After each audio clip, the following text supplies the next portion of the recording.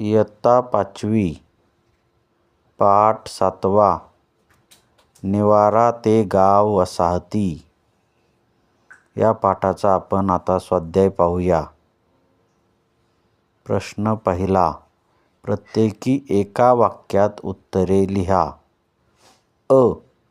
बुद्धिमान मानवाचा कोणत्या प्राण्यांच्या शिकारीवर अधिक भर होता? उत्तर. बुद्धिमान मानवाचा रानडुक्कर, हरीण, मेंढी, डोंगरी शेळी यांसारख्या छोट्या प्राण्यांच्या शिकारीवर अधिक भर होता. आ.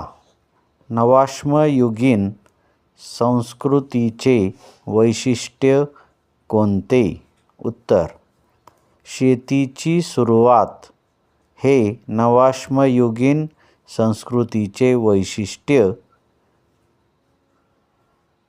आहे. प्रश्न 2. पुढील विधानांची कारणे लिहा.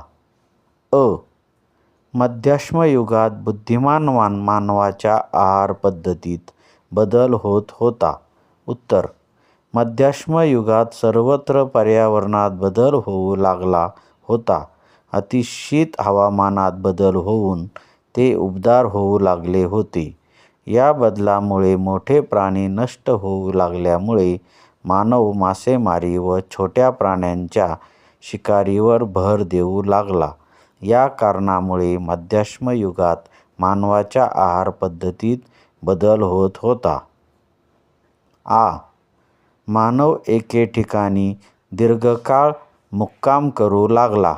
उत्तर. हवामान बदलानुसार मानव धान्याची कापणी करणे, फळे कंदमुळे गोळा करणे ही कामे ते करीत असत. मासे कोणत्या हंगामात मोठ्या प्रमाणात मिळतात, अधिक शिकार कोणत्या ठिकाणी मिळेल यांची ते निरीक्षण करीत असत. अशा कारणामुळे मानव एके ठिकाणी दीर्घकाळ मुक्काम करू लागला. 3. मध्याश्मयुगीन हंगामी तळाच्या कल्पनाचित्राचे निरीक्षण करून पुढील प्रश्नांची उत्तरे द्या. अ. चित्रातील घरांची रचना कशी आहे? उत्तर. चित्रातील घरे उतरत्या छपरांची झोपडीसारखी आहेत. आ. चित्रातील घरांच्या बांधणीसाठी कोणते साहित्य वापरलेले आढळते? उत्तर.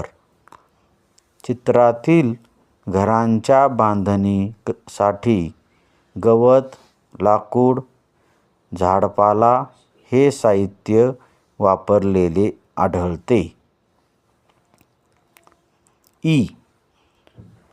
हंगामी तळातील व्यक्ती कोणते व्यवसाय करीत असाव्यात?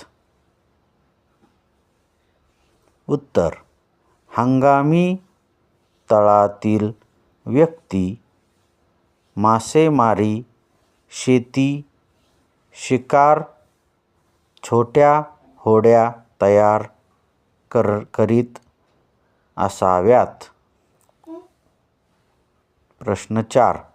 विविध ऋतूंमध्ये होणाऱ्या हवामान बदलाचा तुमच्या जगण्यावर कसा परिणाम होतो ते लिहा. उत्तर. उन्हाळा ऋतूत आपण सुती कपडे वापरतो, थंड पदार्थ खातो, उन्हापासून संरक्षणासाठी थंड जागी राहतो. पावसाळ्यात लवकर सुकतील असे कपडे घालतो. जड आहार न घेता हलका आहार घेतो. पाणी उकळून थंड करून पितो. थंडीच्या दिवसात उबदार लोकरीची वस्त्रे वापरतो. ऊन अंगावर घेतो. अंगात उष्णता निर्माण होईल असे उष्ण पदार्थ खातो. उबदार जागेत राहतो. Thanks for watching. Please like and subscribe.